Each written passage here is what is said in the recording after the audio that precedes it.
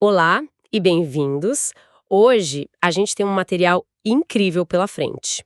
O capítulo 11 de Primeiros Crônicas. E para guiar nossa análise, estamos com anotações das Bíblias de Estudo Holman e da Nova Almeida Atualizada. Olá, e o capítulo é fascinante. Sim, ele foca num momento decisivo, que é a ascensão de Davi ao trono de todo Israel. Mas a narrativa é tão limpa, sabe? Tão direta. Quase simples demais, né? Exato. E a nossa missão aqui é entender o que está por trás dessa simplicidade. Como é que o autor, o cronista, está construindo a imagem do rei ideal. E essa perspectiva do cronista é a chave de tudo. É fundamental a gente lembrar que este livro não foi escrito em tempo real. Ah, isso é importante. Foi compilado séculos depois para uma comunidade que tinha acabado de voltar do exílio na Babilônia. Eles estavam assim, tentando se reencontrar como nação. Entendi. Então não é só um jornal do dia. De jeito nenhum, o que a gente lê aqui não é apenas um registro histórico. É uma narrativa com um propósito muito claro: moldar a memória de Israel e apresentar um modelo de liderança, de unidade e de fé. Um modelo para um povo que precisava desesperadamente de esperança, imagino. Exatamente. Essa ideia de moldar a memória é ótima. E o primeiro exemplo disso seria, então, a forma como a unificação de Israel é contada, certo? Perfeito, já começa aí. Porque o capítulo abre com uma cena muito poderosa. Versículo 1. Então todo Israel se ajuntou a Davi em Hebrom. A palavra todo me salta aos olhos. Sim, a ênfase é total. Dá a impressão de que um dia depois da morte de Saul, todo mundo simplesmente concordou e foi correndo coroar Davi. Foi mesmo assim tão rápido e unânime? Parece fácil demais. E essa é exatamente a intenção do cronista. Sua pergunta vai no centro da questão. As notas de estudo que a gente tem aqui são cruciais, porque elas apontam que o livro de 2 Samuel, ele conta uma história bem diferente. Ah, aí que tá o pulo do gato. Lá a gente lê sobre uma guerra civil sangrenta, prolongada, que durou anos, sabe, entre os seguidores de Davi, no sul, e a casa de Saul, com o filho dele, Isbosete, no norte. Uma divisão clara. E o cronista conhece essa história, mas ele escolhe deliberadamente omiti-la. Ele comprime o tempo, ele apaga o conflito. Para criar essa imagem de uma transição de poder, sei lá, instantânea e harmoniosa. Precisamente. A mensagem é que a ascensão de Davi não foi uma vitória política, mas um movimento unificador e, mais importante, divinamente orquestrado. Ah, entendi. Então a declaração do povo, quando eles dizem "Eis que somos teus ossos e tua carne", ganha um peso ainda maior. Muito maior. E não é o fim de uma negociação difícil, mas o reconhecimento de uma identidade que já existia. E eles mesmos justificam, né? Dizem para o Davi: sendo Saul ainda rei, eras tu que fazias sair e entrar Israel.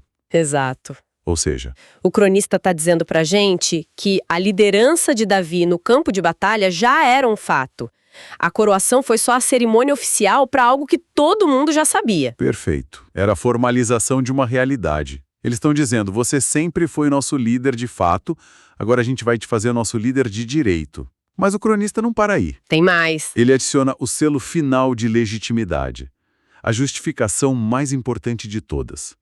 No final do versículo 3, diz que Davi foi ungido rei conforme a palavra do Senhor por meio de Samuel. Ah, conectando tudo com a profecia. Pelo checkmate teológico. A coroação de Davi não vem da vontade do povo, nem da força dele. Vem de uma promessa divina feita anos antes. A unidade do povo é um reflexo da vontade de Deus. Certo. Então ele tem o apoio unânime do povo e a bênção explícita de Deus. Qual é o primeiro passo de um rei recém-unificado para consolidar o poder? O passo clássico de qualquer grande líder unificador: estabelecer uma capital. E a escolha de Davi é uma jogada de mestre. Jerusalém. Exato. O versículo 4 diz que ele e todo Israel marcharam para Jerusalém, que na época era uma fortaleza dos jebuseus chamada Jebus. E por que exatamente Jerusalém? O que a cidade tinha de tão especial? Nossas fontes mostram que ela ficava num território neutro, tipo uma ilha, sabe? Bem na fronteira entre as tribos do sul, de Judá, que era a tribo de Davi, E as tribos do norte. isso, Se Davi mantivesse a capital em Hebron, que era em Judá, ele sempre seria visto como um rei do sul. Faria sentido. Ele estaria favorecendo os seus. Mas ao conquistar um território novo, neutro, ele cria uma capital que não pertence a nenhuma tribo em particular. Pertence a toda a nação. Ele a transforma na cidade de Davi, um centro federal, digamos assim. Foi uma decisão genial para forjar uma identidade nacional unificada. Ok, a localização é estratégica, mas a cidade era famosa por ser uma fortaleza, né? O texto diz que os próprios jebuseus zombam de Davi, basicamente dizem, você nunca vai entrar aqui. Sim, eles eram muito confiantes. Como ele resolve isso? Ele faz um cerco tradicional ou faz algo diferente? Ele faz algo muito característico da liderança dele. Transforma um desafio militar numa oportunidade para identificar e promover talento. Gosto disso. Ele lança um desafio aberto a todo o exército. O primeiro a atacar os jebuseus será o chefe comandante, ele está dizendo. Me mostrem do que são capazes, e a recompensa vai ser o cargo mais alto do exército. E alguém aceita a oferta, imagino. Sim, quem sobe e lidera o ataque é Joabe, filho de Zeruia, que era, aliás, sobrinho do próprio Davi. Ah, era da família? Era. Mas ele não ganha o cargo por nepotismo, ele ganha por mérito, por ser o primeiro e mais corajoso a responder ao chamado.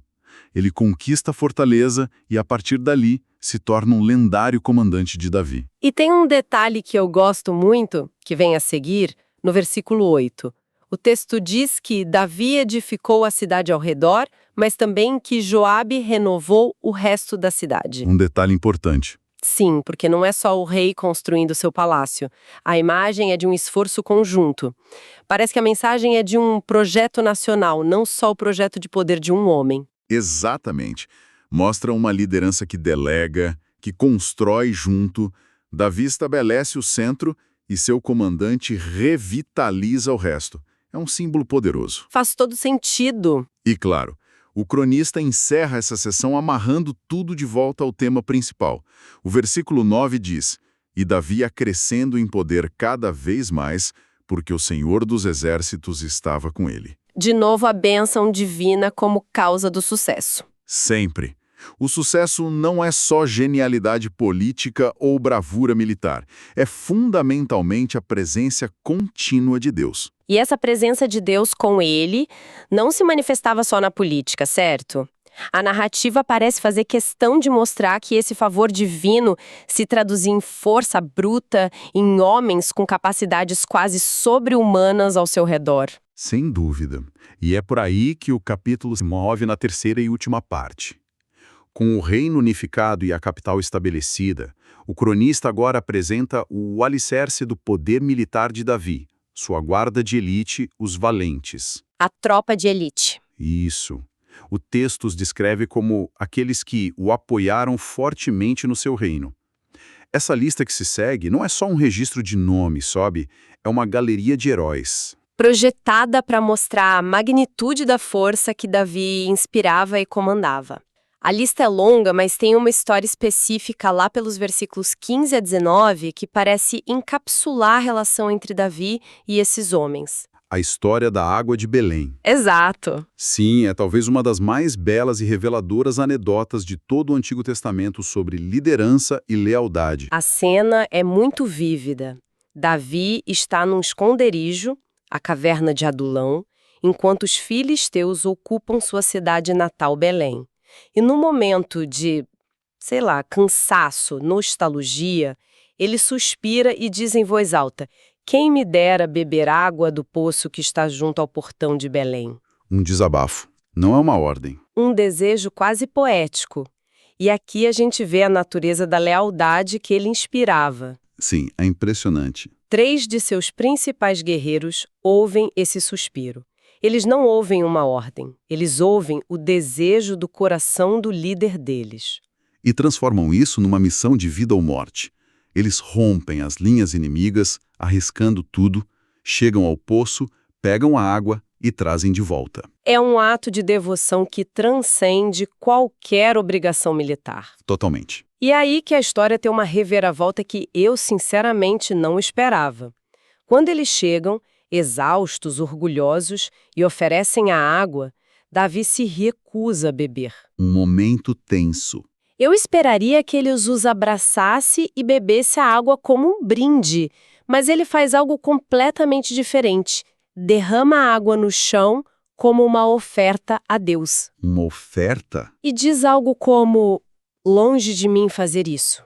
Eu estaria bebendo o sangue desses homens que arriscaram a vida. O que está acontecendo aqui? Ele não está insultando o esforço deles. Pelo contrário. Esse é um dos gestos de liderança mais profundos que se pode imaginar. Davi reconhece que o custo daquela água não foi medido em esforço, mas em risco de vida. O preço foi o sangue em potencial. Exato. Para ele, algo de valor tão incomensurável não poderia ser usado para satisfazer um desejo pessoal passageiro. Aquela água se tornou sagrada, um sacrifício, e a única pessoa digna de receber tal sacrifício era Deus. Então ele não rejeita o presente. Não. Ele o eleva ao mais alto nível de honra, transformando-o num ato de adoração. Uau, eu nunca tinha pensado nisso dessa forma.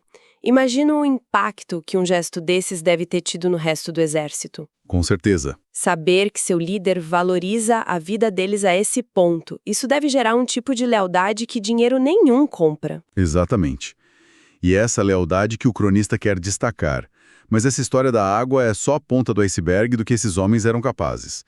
A lista continua com feitos que parecem tirados de uma epopeia. Sim, os nomes e os feitos são incríveis. Tem um chamado Eleazar, que numa batalha lutou tanto que o texto diz que a mão dele ficou grudada na espada. A imagem é muito forte. Como se ele e a arma tivessem se tornado uma coisa só. É uma hipérbole poderosa para transmitir a tenacidade daquele guerreiro. Ele estava tão comprometido com a luta que seu corpo se fundiu à sua ferramenta de batalha. Não são descrições frias, são contos heróicos. Ok, mas depois vem Benaia, filho de Joiada. O currículo desse homem é de outro nível. Parece uma cena de filme de ação. É verdade. A lista diz que ele matou 2 dos melhores guerreiros de Moabe.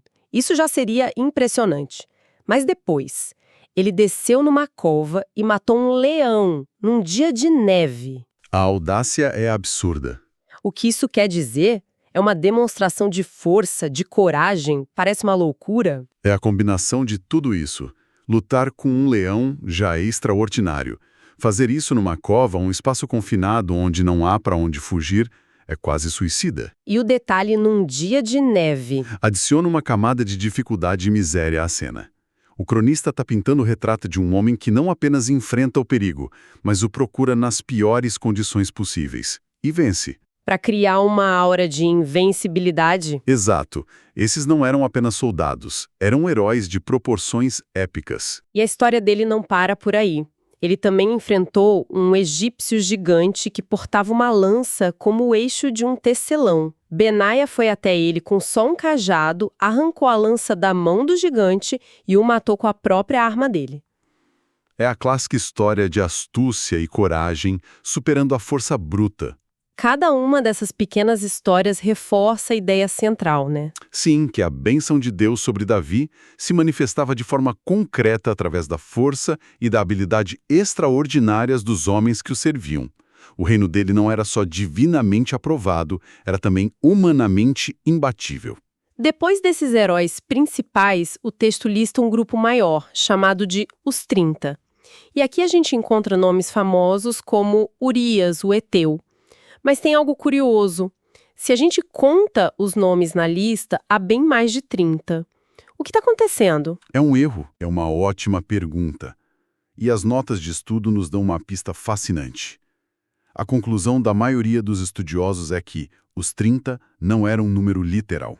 Ah, não! Era provavelmente o nome de uma unidade de elite, como se fosse o Esquadrão 30, ou a Tropa de Elite 30.